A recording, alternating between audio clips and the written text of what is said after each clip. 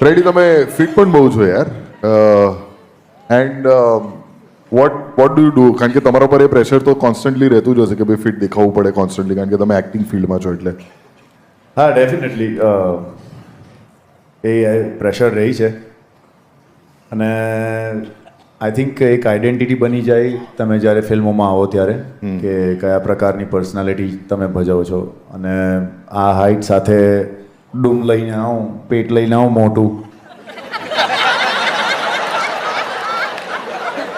તો સારું ન લાગે. બરાબર ટી શર્ટ ખેંચવાથી ચરબી નહીં જતી. આવું મને મારો જીમ ટ્રેનર કહેતો હતો. મારે બી સેમ જ છે, મેં ખેંચવાનું જ બંધ કરી દીધું. હાલ એ ખેંચીને તો અહીંયા છાતી અને એના વચ્ચે અહીંયા આમ ભરાઈ જાય છે આમ પછી એવું લાગે મેં બ્લાઉઝ પહેરી છે એટલે મારે વચ્ચેથી પેલી વચ્ચે જે થર છે ને બે ચરબીવાળા વચ્ચેનો ત્યાંથી આપ કાઢવું પડે. આપણે બે લેવલ પર છે ને કે આપણા માટે આગળ જતા ટી શર્ટ બને જ નહીં, આપણે સીધા બ્લાઉઝ જ લેવા પડશે.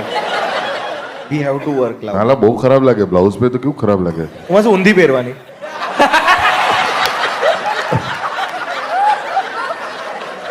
પાછળનો ભાગ આગળ આવી જાય તો ના ખરાબ લાગે એમ. આપણે બ્લાઉઝ પહેરીશું તો આગળની પાછળ જ ક્લીવેજ આવશે એટલી ચરબી છે પાછળ. સોરી ફ્રેડીભાઈ પણ સોરી. તમે લોકો સાઈઝ કેમ વેચી નથી લેતા? નહીતર આ ઓડિટોરિયમ વાળા કમ્પ્લેન ના કરે કે સાહેબ તમે ગયા પછી એક પાંકડો વાંકો હતો એક પાંકડો સીધો હતો.